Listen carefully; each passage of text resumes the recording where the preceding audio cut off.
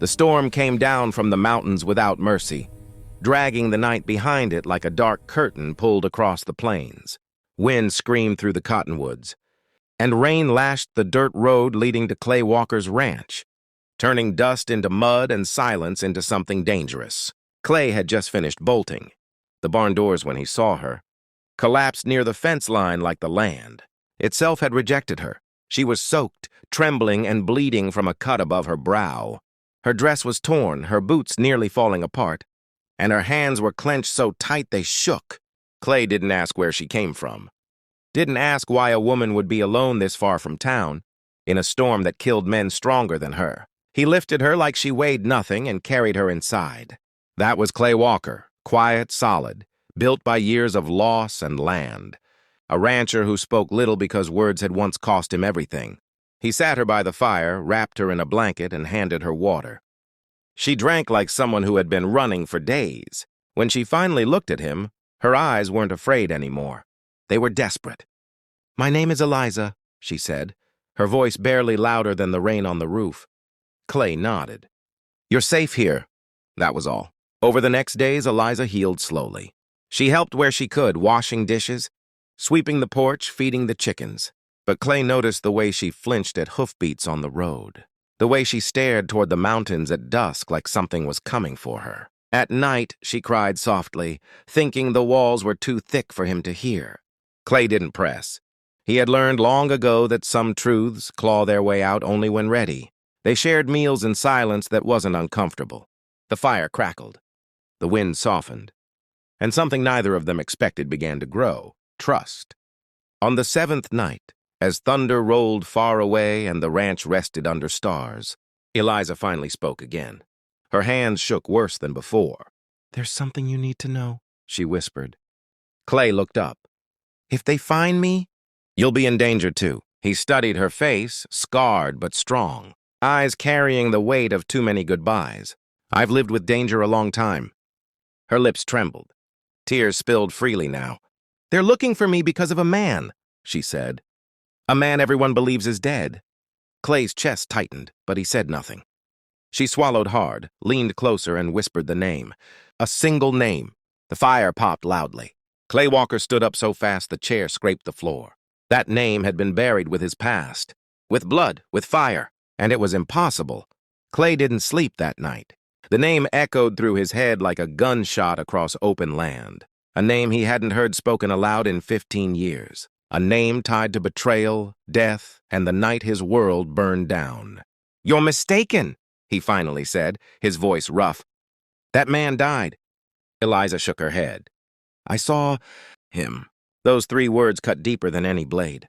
She told him everything then, how she had worked at a remote trading post near the border, how a man arrived wounded and desperate, hiding behind a false identity, how she recognized the mark on his hand, how he spoke of Clay Walker as if he were already dead.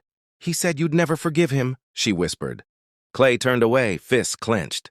The past came roaring back, brothers torn apart by greed, a stolen deed, a gunshot in the dark, a body left burning in a collapsed cabin, or so he'd believed.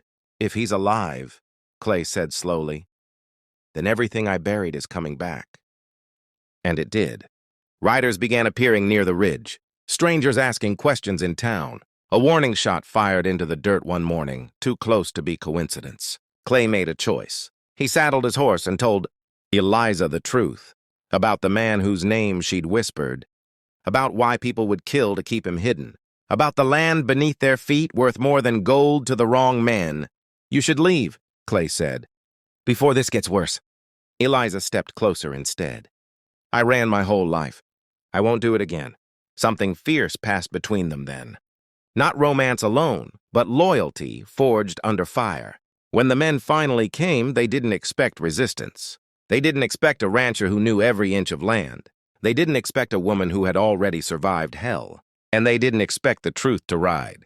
Out of the shadows, with a rifle and a reckoning, as dawn broke red across the plains, justice finally found its voice.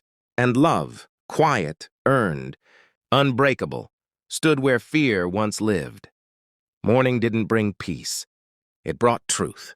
The ranch lay quiet after the gunfire, too quiet. like the land itself was holding its breath. Smoke thinned into pale ribbons above the corrals, and the smell of burned powder clung to the air.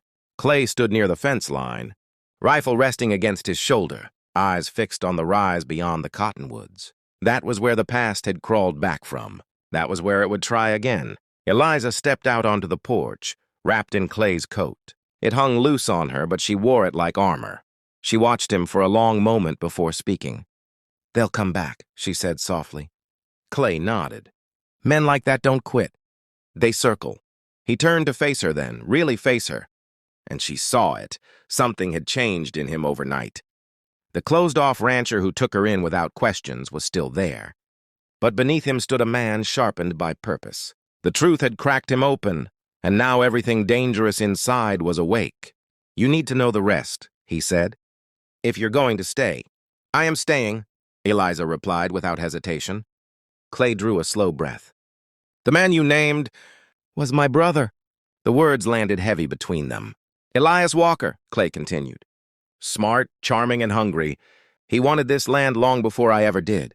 When Father died, Elias forged papers, tried to sell it out from under me. We fought. That night, the cabin burned. I pulled a body from the wreckage, or thought I did." Eliza's hand went to her mouth. "So he let you believe that he was dead," Clay finished. "And he ran." They didn't hear the horse until it was too late. A single rider crested the ridge, slow and deliberate, hands raised but confidence written in every inch of his posture. He looked older now, scarred, hardened, but unmistakable. Elias Walker had come home. Clay stepped forward, rifle steady. "You've got nerve." Elias smiled. "You always said that like it was a sin." Eliza stood frozen as the brothers faced each other, one rooted in the land, the other shaped by everything he'd stolen from it. "I heard you took in a stray," Elias said, glancing at Eliza. "You always did have a soft spot." Clay's jaw tightened.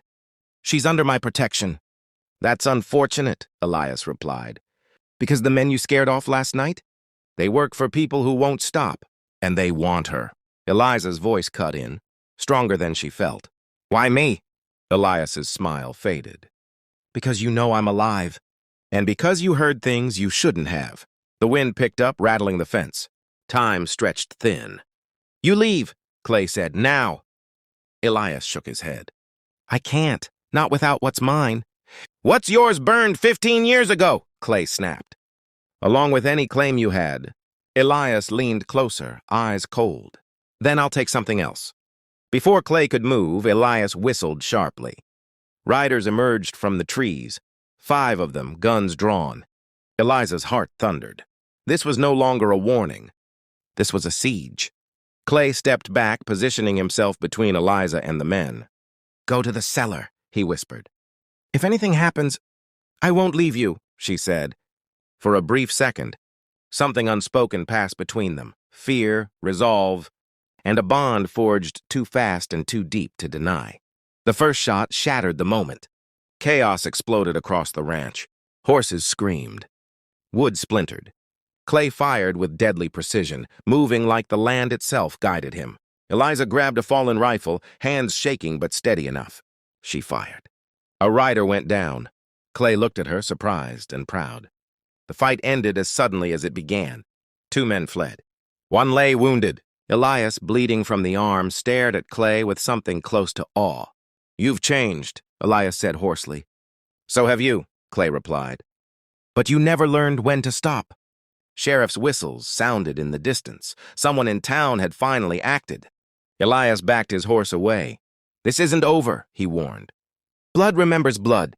Then he turned and vanished into the trees. Silence returned, broken only by Eliza's uneven breathing. Clay lowered his rifle and looked at her. "You didn't have to fight." "Yes," she said. "I did." That night, as they sat by the fire once more, the world felt smaller and more dangerous than ever. Elias was alive. The land was contested. And the choice to protect each other had been sealed in gunfire. Eliza rested her head against Clay's shoulder. He didn't pull away. Whatever came next, they would face it together.